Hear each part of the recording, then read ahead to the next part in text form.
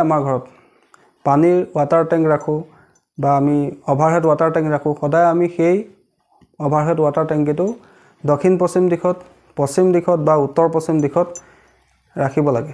ভুলতো কেতিয়াও আমি আমাৰ অভাৰহেড ৱাটাৰ টেংক উত্তৰ দিশত, উত্তৰ পূব দিশত, দক্ষিণ পূব দিশত, পূব দিশত ৰাখিব নালাগে।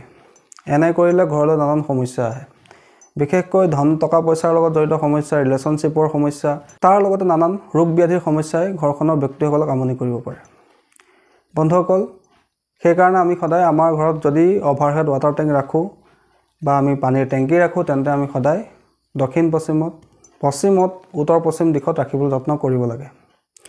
বন্ধুসকল, তাৰোপৰি এই দিশকেইটাত যেতিয়া আমি পানীৰ টেংকি ৰাখিম, এটা কথা আমি সদায় ধ্যান ৰাখিব লাগে যে আমি পানীৰ টেংকিৰ পৰা কেতিয়াও লিক হ'ব দিব নালাগে পানী, বা পানী অবাবত নষ্ট কৰিব নালাগে। বন্ধুসকল, পানী হৈছে চন্দ্ৰমা, চন্দ্ৰমাক লিকুইড কেছৰ কাৰক বুলি কোৱা হৈছে, অৰ্থাৎ যি আমাৰ নগদ ধনৰ কাৰক চন্দ্ৰমাক কোৱা হৈছে।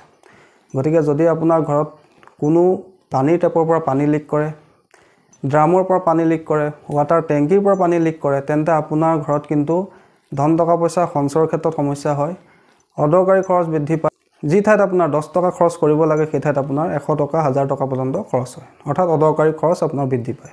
গতিকে সেইটো কথাও ধ্যান ৰাখিব লাগে।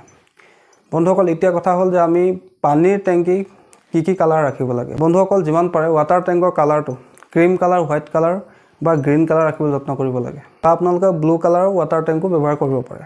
বন্ধুসকল, এতিয়া কথা হ'ল যে আপোনাৰ ঘৰৰ অভাৰহেড ৱাটাৰ টেংকিটো, পানীৰ টেংকিটো ভুলক্ৰমে উত্তৰ পূব দিশত আছে, পূব দিশত আছে, বা দক্ষিণ পূব দিশত আছে, বা উত্তৰ দিশত আছে। তেতিয়াহ'লে আপুনি কি উপায় কৰিব? এতিয়া পাৰিলে আপুনি ৱাটাৰ টেংকটো পশ্চিম দিশত, উত্তৰ পশ্চিম দিশত বা দক্ষিণ পশ্চিম দিশলৈ নিবলৈ যত্ন কৰিব।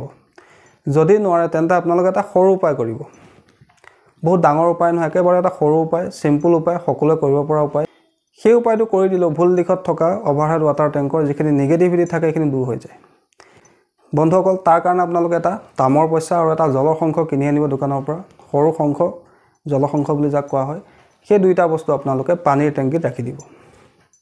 এনে কৰিলে সেই ভুল দিশত থকা অভাৰহেড ৱাটাৰ টেংকটো বা ভুল দিশত থকা পানীৰ টেংকি যিখিনি বাস্তুদোষ থাকে সেইখিনি নাইকিয়া হৈ যায়। বন্ধুসকল, এইটো এটা অত্যন্ত শক্তিশালী ৰিমেডিছ, আপোনালোকে প্ৰয়োগ কৰি চাব, নিশ্চয় ইয়াৰ পৰা আপোনালোকে ভাল ফল লাভ কৰিব। বন্ধুসকল, এই সৰু উপায়টো যদি আপোনালোকে কৰি দিয়ে, তেন্তে আপোনাৰ ঘৰত যদি ভুল দিশত পানীৰ টেংকি আছে, অভাৰহেড ৱাটাৰ টেংক আছে, তাৰ যিখিনি নিগেটিভিটি থাকে সেইখিনি দূৰ হৈ যায়। বন্ধুসকল, আশা কৰিছোঁ আজি আপোনালোকে গম পালে যে আমি যদি আমাৰ ঘৰত অভাৰহেড ৱাটাৰ টেংকি ৰাখোঁ, পানীৰ টেংকি যদি আমাৰ ঘৰৰ ওপৰত ৰাখোঁ, তেন্তে আমি কোন দিশত ৰাখিব লাগে, আৰু যদি ভুল দিশত আছে তেন্তে তাৰ আমি কি প্ৰতিকাৰ কৰা উচিত। বন্ধুসকল, আশা কৰিছোঁ আজি আপোনালোকৰ এই উপায়টোৰ সম্পৰ্কে জানি ভাল লাগিলে। যদি ভাল লাগিলে অনুগ্ৰহ কৰি ভিডিঅ'টো লাইক কৰি দিব, কমেণ্ট কৰিব আৰু মোৰ চেনেলটো ছাবস্ক্ৰাইব কৰিব। ধন্যবাদ।